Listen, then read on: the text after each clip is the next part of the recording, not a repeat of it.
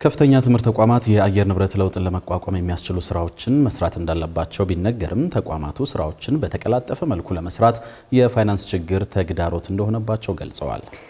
ይህ የተባለው የኢትዮጵያ ዩኒቨርሲቲዎች የአየር ንብረት ለውጥ ፎረም የመጀመሪያ ጠቅላላ ጉባኤውን ባካሄደበት ወቅት ሲሆን በመድረኩም በኢትዮጵያ ካሉት 47 ዩኒቨርሲቲዎች መካከል 40 የሚሆኑት የመግባቢያ ስምምነቶችን ተፈራርመው ስራዎችን መስራት እንደጀመሩም ተናግሯል። ሪፖርተራችን ሊያ ክብሮም ዝርዝር አላት። የከፍተኛ ትምህርት ተቋማት በኢትዮጵያ የአየር ንብረት ለውጥ ተጽዕኖችን ለመቅረፍ በፕላንና ልማት ሚኒስቴር አስተባባሪነት የኢትዮጵያ ዩኒቨርሲቲዎች የአየር ንብረት ለውጥ ፎረም ባሳለፍነው ዓመት መቋቋም ይታወሳል። በኢትዮጵያ ካሉት 47 ዩኒቨርሲቲዎች መካከልም 40 የሚሆኑት የመግባቢያ ስምምነቶችን ተፈራርመው ስራዎችን እንደጀመሩ ፎረሙ ዛሬ ባካሄደው የኢትዮጵያ ዩኒቨርሲቲዎች የአየር ንብረት ለውጥ ፎረም የመጀመሪያ ጠቅላላ ጉባኤ አስታውቋል። በጉባኤውም የፕላንና ልማት ሚኒስትር ዴኤታ፣ የዩኒቨርሲቲዎች ፕሬዝዳንቶች፣ ምሁራንና ተመራማሪዎች ተገኝተዋል።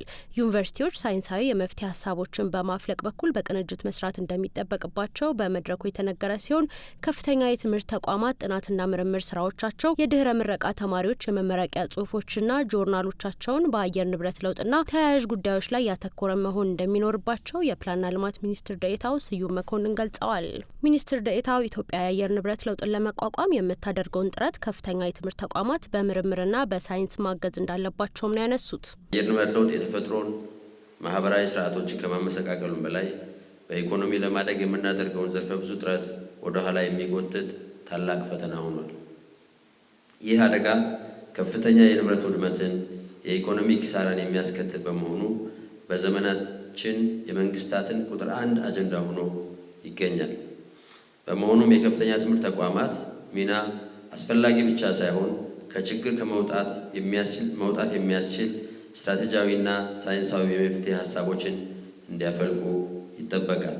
የከፍተኛ ትምህርት ተቋማቱ በበኩላቸው የአየር ንብረት ለውጥን ለመቋቋም የሚያስችሉ በርካታ ስራዎችን እየሰሩ እንደሚገኙ እንዲሁም በትምህርት ስርዓቱ የአየር ንብረት ለውጥን የሚመለከት ካሪኩለም ተግባራዊ እያደረጉ ስለመሆኑ አንስተዋል። ቢሆንም ግን ስራዎችን በተቀላጠፈ መልኩ ለመስራት የፋይናንስ ችግር ተግዳሮት እንደሆነባቸው ነው ያነጋገርናቸው የከፍተኛ ትምህርት ተቋማት ኃላፊዎችና ተወካዮች የነገሩን። ክላይሜት ፈንድ ትልቅ ነው ያለው። ኢትዮጵያ ግን ሼር ያደረገችው እስካሁን ከዛ ክላይሜት ፈንድ በጣም ትንሽ ሚሊዮን እንደሆነ ኦልሬዲ በዚህኛው ፎረም ቀርባ ሪፖርቱ። ያ ማለት የፎረሞች የክላይሜት ፈንድ አቅራቢዎች ችግር ሳይሆን የኛ ሬዲነስ ነው ያንን ክሌም ለማድረግ። ያ ደግሞ መረጃ ይፈልጋል፣ ኤቪደንስ ይፈልጋል ማለት ነው። በኤቪደንስ የተደራጀ የተሰነደ መረጃ ይዘን በምርምር አግዘን ስንቀርብ ክሌማችን ቦታ እያገኘ ይሄዳል ማለት ነው። እንደሚታወቀው በአገር ውስጥ ፈንድ ብቻ የመሸፈን አይቻልም። ኦፍ ኮርስ ይሄን ክላይሜት አክሽንን ለመተግበር ከፍተኛ ፋይናንስ ያስፈልገናል። አሁን እንደ ዩኒቨርሲቲ ደግሞ አንዱ የሚጠበቅብን ነገር ምንድነው? እንደዚህ አይነት ፕሮጀክቶችን መቅረጽ እና የውጭ ያሉትን ሶርሶች መጠቀም መቻል፣ አቅም መፍጠር። ፋይናንስ ችግር አለብን እንደ ሀገር። ስለዚህ በዚህ ረገድ ያለ የውጭ ፋይናንስን ወደ ሀገር የማስገባት የማምጣት ስራ መስራት አለብን። ፋይናንስ ሁል ጊዜ ያው ተግዳሮት ነው።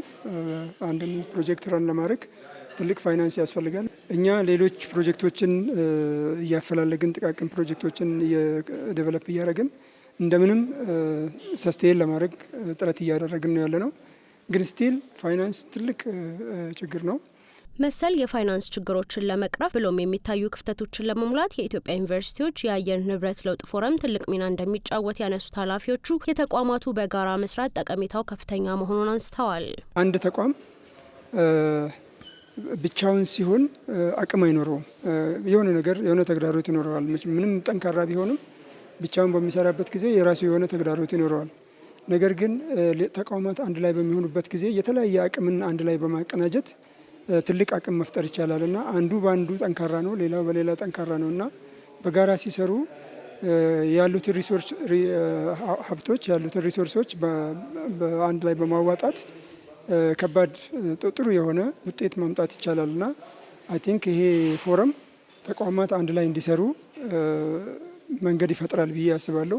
ዩኒቨርሲቲዎች በተበጣጠሰ መልክ ስራዎችን ከሚሰሩ ሰብሰብ ብለን ሀሳብ እየተለዋወጠን አንዱ ጋር ያለ መልካም ተሞክሮ ወደ ሌላው ዩኒቨርሲቲ እያሸጋገረን እንደዚህ አይነት ስራዎችን በጋራ መስራት እንደ ሀገር ትልቅ ለውጥ ያመጣል እና በዚህ ፎረም መካተታችን እዚህ ፎረም ውስጥ አብረን ሆነን መስራታችን ከሌሎች ዩኒቨርሲቲዎች ጋራ ትልቅ ይበል የሚባል ነገር ነው ለኛ። ምክንያቱም የምንሰራቸውን ስራዎች ሌሎቹ ያውቁልናል።